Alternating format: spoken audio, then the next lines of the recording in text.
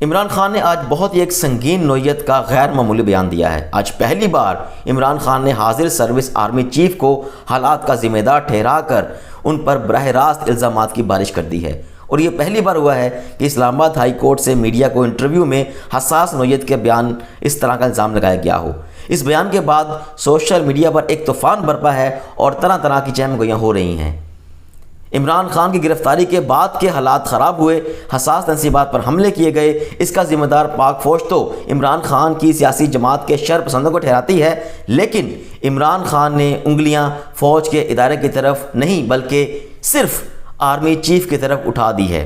یہ وجہ ہے کہ عالمی میڈیا بھی بالخصوص بھارتی میڈیا ان حالات کو ایسے دکھا رہا ہے جیسے خدا نخواستہ ملک میں جو ہے وہ سول وار ہو اور آرمی اور عوام آمنے سامنے ہوں، ایک ایمرجنسی کی صورتحال دکھائی جا رہی ہے۔ لیکن تشویشناک بات یہ ہے کہ اس ساری صورتحال میں امریکی میڈیا کے پیٹ میں بھی فوج کی تقسیم کا مڑور اٹھ رہا ہے، اور ماہرین یہ خدشہ ظاہر کر رہے ہیں کہ اگر فوج کمزور ہوئی تو پاکستان کے ایٹمی اثاثے دہشت گردوں کے ہاتھ لگ جائیں گے۔ مروڑ صرف امریکہ کے پیٹ میں نہیں بلکہ عمران خان کے حق میں عدالتی فیصلہ آنے کے بعد پی ڈی ایم کے پیٹ میں بھی اٹھ رہا ہے۔ مولانا فضل الرحمان نے پیر سے سپریم کورٹ کے باہر دھرنا دینے کا اعلان کر دیا ہے۔ اس ساری صورتحال کا باریک بینی سے پوسٹ مارٹم کریں گے۔ میں ہوں ڈاکٹر عاطف اشرف اور آپ دیکھ رہے ہیں وی لاگ۔ چینل کو سبسکرائب ضرور کیجیے گا تاکہ حقیقت کے قریب ترین تبصرے اور تجزیے آپ تک بر وقت پہنچ سکیں۔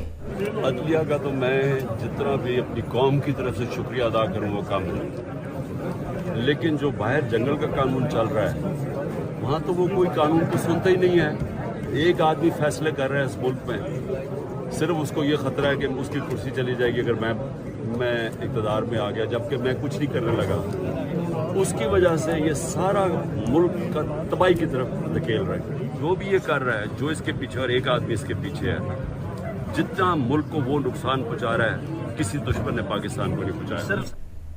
یہ ویڈیو آپ نے دیکھی، آپ ایک اور ویڈیو دیکھیے جو کہ انگلش میں ہے، اور اس ویڈیو میں انہوں نے براہ راست نام لیا ہے آرمی چیف کا، اور یہ ساری باتیں ان سے منسوب کی ہیں۔ And that happens. There's just one man. It seems ultimately, though, it's you versus the security agencies, and perhaps on your side is a bit of the judiciary as well. No.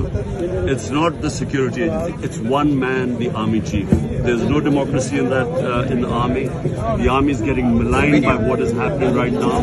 And sadly, the events that happened when I was inside, I only found out afterwards.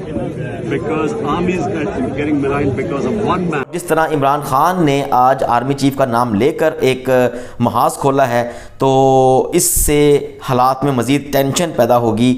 اداروں کو اس وقت، چاہے وہ سیاسی ادارے ہیں، چاہے وہ پارلیمنٹ ہے، چاہے وہ عدلیہ ہے، چاہے وہ کوئی اور سیکورٹی کے ادارے ہیں، انہیں مل بیٹھ کر تحمل سے ایک دوسرے کو برداشت کرنا چاہیے۔ اشتعال انگیز بیانات سے زیادہ حالات خراب ہوتے ہیں۔ آپ دیکھیں جس طرح حالات خراب ہوئے، کتنا لاس ہوا پچھلے 2-3 دنوں میں، اور جیسے ہی عمران خان کو رہائی ملی اس کے بعد ڈالر جو ہے اس کے ریٹ میں تقریباً 14 روپے کمی ہوئی، سونے کا ریٹ تقریباً 10,000 روپیہ تولے کے پیچھے کم ہوا، تو حالات نارملائز ہو گئے۔ تو ہمیں ان حالات کی ضرورت ہے کہ ہم مشتعل نہ کریں، نہ کارکنوں کو اور نہ ہی لیڈرشپ کو، نہ ہی اداروں کو، کہ وہ خاص طرح کے ایکشن لیں پولیٹیکل لیڈرز کے خلاف۔ اب جیسا کہ آپ دیکھ رہے ہیں کہ کریک ڈاؤن جاری ہے پی ٹی آئی کے رہنماؤں کے خلاف، اور بہت سے رہنماؤں کو گرفتار کر لیا گیا ہے، اور اس صورتحال میں عمران خان یہ بھی کہہ چکے ہیں کہ اگر مجھے دوبارہ گرفتار کیا گیا تو پھر میں حالات کا ذمہ دار نہیں ہوں گا، اور جو حالات بنے آپ نے دیکھ لیے، دوبارہ یہ غلطی نہ کی جائے۔ یعنی عمران خان بھی یہ ان بٹوین دا لائن یہ ایک پیغام دے رہے ہیں کہ مجھے گرفتار نہ کرو، حالات میرے ہاتھ سے نکل جائیں گے۔ دوسری طرف عمران خان خود ایک بیان دے رہے ہیں آرمی چیف کے خلاف کہ سارے حالات کا ذمہ دار جو ہے وہ ایک شخص ہے جو کہ آرمی چیف ہے۔ تو اس سے مزید ٹینشن میں اضافہ ہوگا، کیونکہ اس کے بعد جس طرح ٹینشن بنی ہوئی ہے، حالات بنے ہوئے ہیں، آرمی کا جو ایکشن ہے وہ انہوں نے پہلے ہی تحمل کا مظاہرہ کیا، انہوں نے بہت برداشت کا مظاہرہ کیا۔ ان کے کور کمانڈر ہاؤس پہ جو حملہ ہوا، ان کی جی ایچ کیو پہ جو حملہ ہوا، تو انہوں نے ٹالریٹ کیا۔ تو ملکی حالات کو دیکھتے ہوئے ہمیں معیشت کو کنٹرول کرنا چاہیے، مہنگائی کو کنٹرول کرنا چاہیے، اور آپس میں لڑنے کی بجائے مسائل سے لڑنا چاہیے، کیونکہ اگر ہم آپس میں لڑیں گے تو اس کا فائدہ بیرونی طاقتیں بھی اٹھائیں گی۔ اب دیکھیں ان حالات کو بنیاد بنا کر جو امریکی میڈیا ہے وہ پاکستان کے ایٹمی اثاثوں پر نظریں جمائے بیٹھا ہے، کہ وہ دیکھ رہا ہے کہ کس طرح سے حالات خراب ہو رہے ہیں، اور اس طرح کے ماہرین سے تبصرے شائع کیے جا رہے ہیں کہ پاکستان میں فوج تقسیم ہو رہی ہے اور حالات خراب ہو رہے ہیں، اور اگر یہ خدشہ ہوا हालात ख़राब हुए तो ख़दशा है कि पाकिस्तान के एटमी असासे दहशत गर्दों यानी कि तरीके तालिबान पाकिस्तान का उन्होंने नाम लिया है, उनके हाथ लग जाएंगे, जो कि अमेरिका के लिए काबिल कबूल नहीं है। बहरहाल यूएस स्टेट डिपार्टमेंट ने आज क्लियर कह दिया कि पाकिस्तान के असासे जो हैं वो महफूज हाथों में हैं, हमें पूरा यकीन है, पूरा इत्मीनान है पाक फ़ौज के ऊपर। पाक फ़ौज एक डिसिप्लिन इदारा है, लेकिन ये जो सासे हैं ये पाकिस्तान के महफूज हाथों में हैं।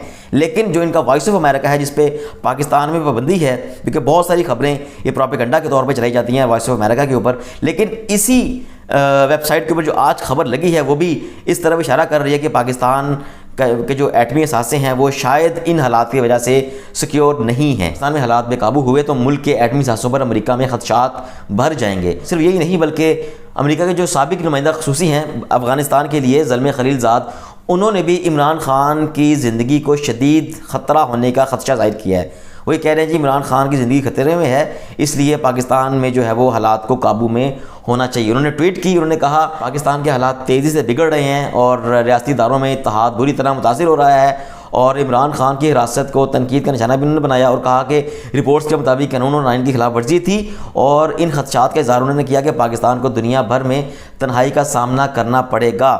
तो ये देखें एक माहौल बनाया जा रहा है अमेरिका की तरफ से, और इंडिया सबसे आगे है पाकिस्तान को बदनाम करने में। इंडियन मीडिया तो जिस तरह बिल्कुल पाकिस्तान और जिस तरह उनकी अवाम और फ़ौज को आपस में जिस तरह लड़ा रहे होते हैं वो इस तरह का बयानिया जारी कर रहा है। जिस तरह पाकिस्तानी अवाम उठ खड़ी हुई है पाक फ़ौज के ख़िलाफ़, इस तरह जलाओ गिराओ जारी है, वो भूखी अवाम है, वो लूट रही है, इस तरह के जो है वो बयानिया जारी किए जा रहे हैं। तो हमें देखना होगा कि इंटरनेशनल मीडिया की नज़रें कहाँ जमी हुई हैं। एक तरफ इंडिया दुश्मन मुल्क है जिसका तो जो कि खुश हो रहा है पाकिस्तान के हालात से, दूसरी तरफ अमेरिका है जिसको सारी जो अमेरिकी मीडिया का सारा फोकस पाकिस्तान के एटॉमिक एसेट्स के ऊपर है, और तीसरा हमारी इंटरनल पॉलिटिक्स है कि हम ना तो सियासी तौर पर मुस्तहकम है ना मुआशी तौर पर मुस्तहकम है, और बजाय इसके मामलों को सुलझाने में हम आपस में लड़ रहे हैं और उल्टा अब बयानबाजियाँ भी शुरू हो गई हैं। तो हालात की नज़ाकत को समझते हुए हमें चाहिए कि हम इन हालात से लड़ें, इनसे निपटें, टॉलरेट करें।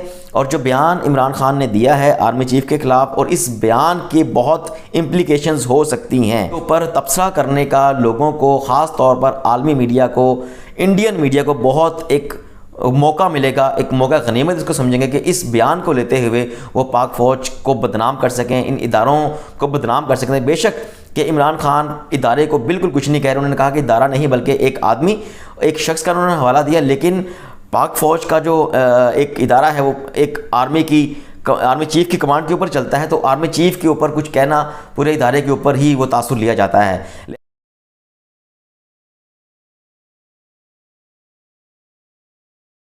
सुप्रीम कोर्ट से इमरान ख़ान की रिहाई का फैसला आने के बाद और आज हाई कोर्ट से जब उन्होंने पीठ तक उन्हें किसी भी मुकदमे में गिरफ़्तार ना करने का हुक्म दिया है, इस माहौल के बाद इमरान खान का जो रिलीफ मिला है, इसके बाद जो PDM की जमातें हैं जिनमें ख़ास तौर पर PMLN और मौलाना फजल रहमान, उनका बड़ा शदीद रद्दअमल सामने आया है।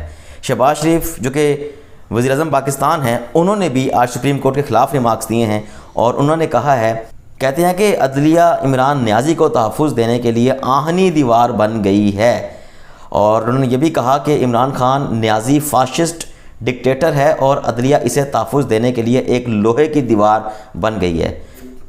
और इनके जो बड़े भाई हैं नवाज़ शरीफ, उन्होंने भी एक तंज़ किया है चीफ जस्टिस के ऊपर, जब उन्होंने कहा कि इमरान खान साहब आपको मिलकर बड़ी खुशी हुई अदालत में जब उनके रिमार्क्स थे, उसके जवाब में उन्होंने लंदन में बैठकर ये कहा है कि इमरान खान को ये तो कहा कि आपको देखकर खुशी हुई, ये भी कह देते कि आप 60 अरब रुपए लूट कर आए हैं, आपसे मिलकर बड़ी खुशी हुई। और इसके बाद जो उनकी बेटी हैं मरियम नवाज़ साहब, उन्होंने तो हद ही कर दी।